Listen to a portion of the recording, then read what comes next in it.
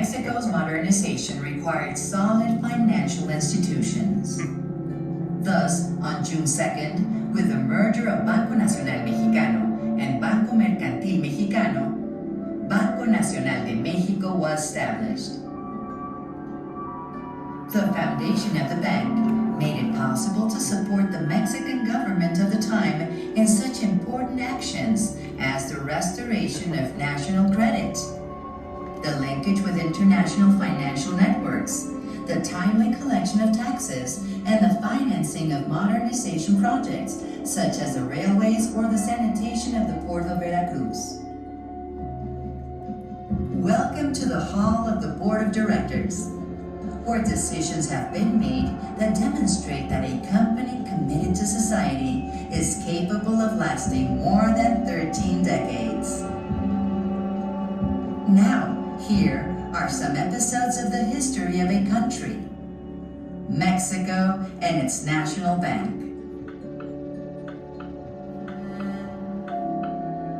Let's go back to 1931, a time when the soundness of our economy and the strength of Banco Nacional de Mexico were challenged.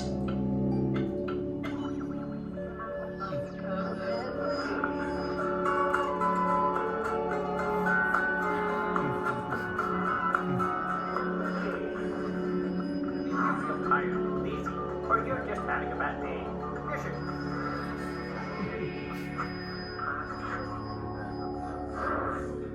Still, we don't know which will be the consequences of the new monetary law that prevents banks from paying off savings entirely in gold. The government has declared banks will have to hand in to their savers only the 30% of their savings in gold. The rest should be paid in silver. Such a law could start financial panic like the one that took place in 1929 in the US. The Great Depression, or Great Financial Crisis, generated hunger, massive layoffs, bankruptcies, and poverty. It's the dawn of July 27, 1931. The Board of Directors discusses whether or not to open the bank that morning. In the patio, the employees were waiting for the decision to be made. Many clients will come for their savings. Not opening the bank could create panic among them. But if we open, they will withdraw all their money and will have to assume huge losses. It's their wealth. We can't leave them unprotected. Closing the doors would just worsen the problem. We must avoid panic. Instead, we have to build trust among our clients. We have to open the doors on time.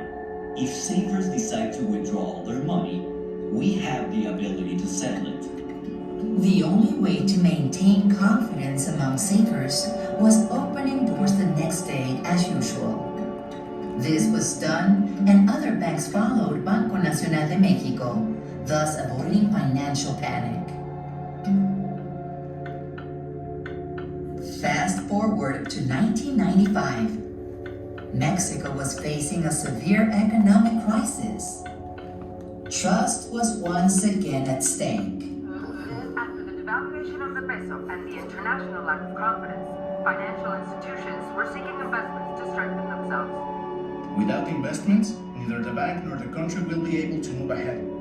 We still have the support of our national and international partners and allies. Let's use it to restore the confidence in Mexico. We have to invest in the country. We can expand our financial group by creating new companies. Let's invest our own resources and ask our international allies to invest with us in new businesses. Let's face the risks.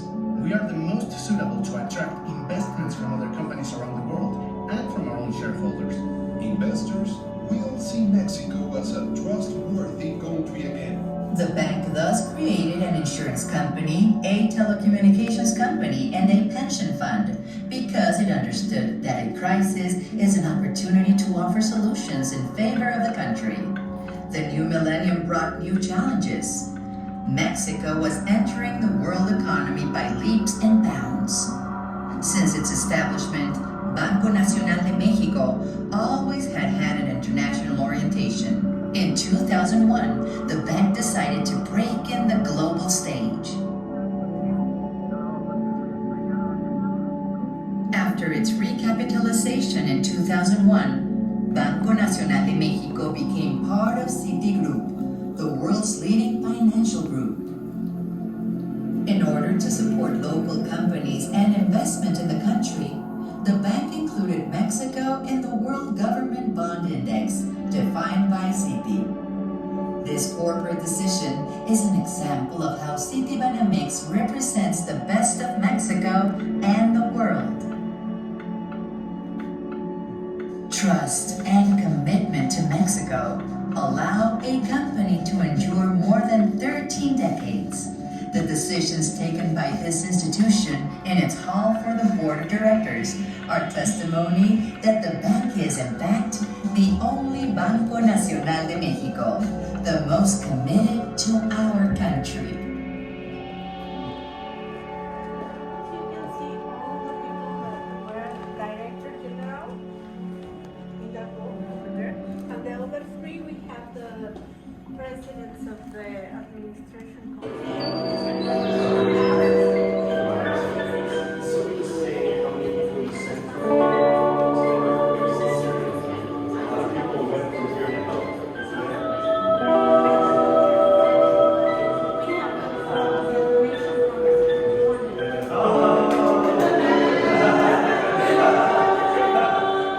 What'd you like?